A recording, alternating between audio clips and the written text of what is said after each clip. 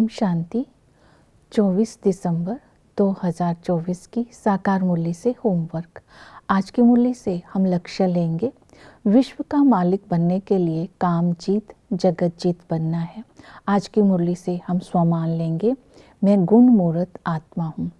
इस देह से डिटैच होकर बाप के संग से स्वयं को गुण मूर्त बनाकर कर्म क्षेत्र में अपने गुणों की धारणा के द्वारा दूसरों को गुणों का दान देकर बाप समान नंबर 1 बनती जा रही हूँ।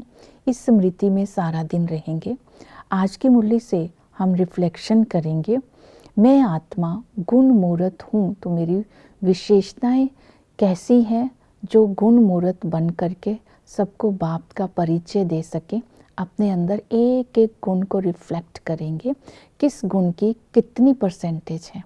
दूसरा, आज की मुरली से चिंतन करेंगे, दुर्गति और सद्गति किसे कहते हैं। जब हम अपने अंदर रिफ्लेक्शन करेंगे तो ये भी चेक करेंगे, देह भान, अभिमान और अहंकार से मैं आत्मा कहाँ तक मुक्त हुई हूँ। अगर इन तीनों से मुक्त है तो गुण मूर्त बन सकती है। आज की मुरली से पुरुषार्थ करेंगे, याद, चक्र और सेवा धारणा।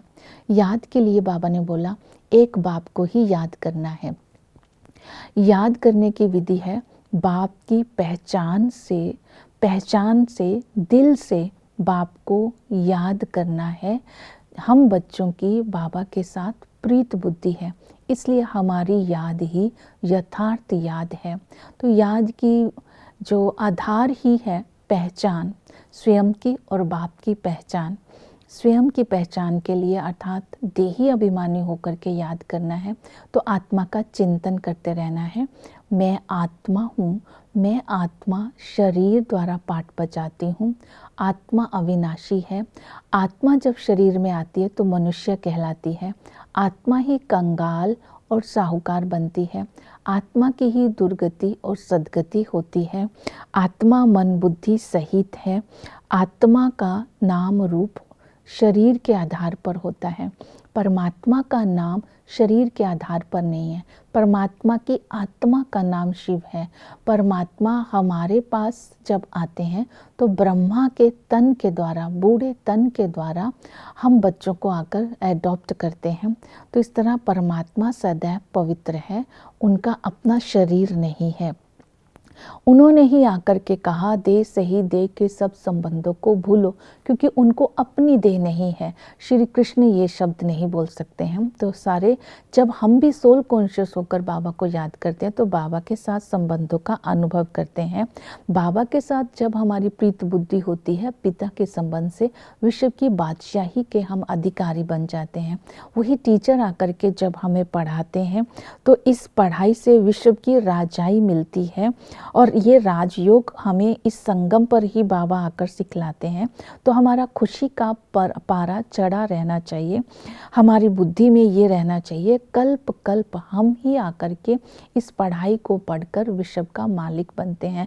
ये ज्ञान कभी गुप्त नहीं रह सकता, क्योंकि इस ज्ञान की धारणा एक जैसी सबके अंदर नहीं होती है। इसी ज्ञान की धारणा से हम भविष्य प्रारब्ध पाते हैं, इसलिए बहुत अटेंशन से ये पढ़ाई पढ़नी है। सतगुरु के संबंध से बाबा को याद करना है। जब हम पतित बन जाते हैं, हमारी दुर्गति होती है, तब हम पतित दुनिया में उस पतित पावन को बुलाते हैं। वो आकर के हम सब आत्माओं की सद्गति करते हैं। इस तरह बाप, टीचर, सतगुरु के संबंध से आज बाबा की निरंतर याद में रहकर स्वयं को पावन बनाना है।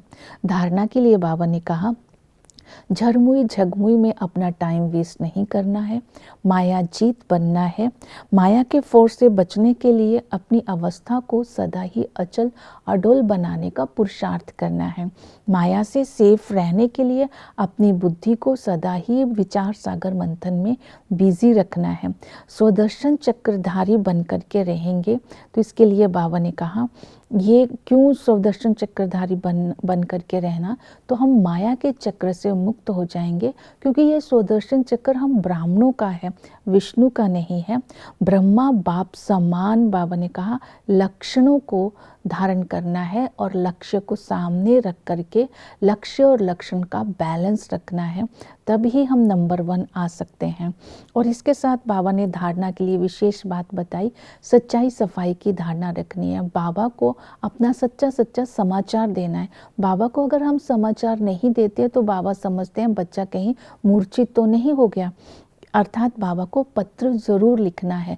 साथ साथ अपना चार्ट बाबा को बताना है कि मेरी चलन कहाँ तक सुधरी है, मैं लक्ष्मी नारायण बनने लायक कहाँ तक बना हूँ, मेरे अंदर कोई अहंकार तो नहीं है, ज्ञान की धारणा कहाँ तक हुई है।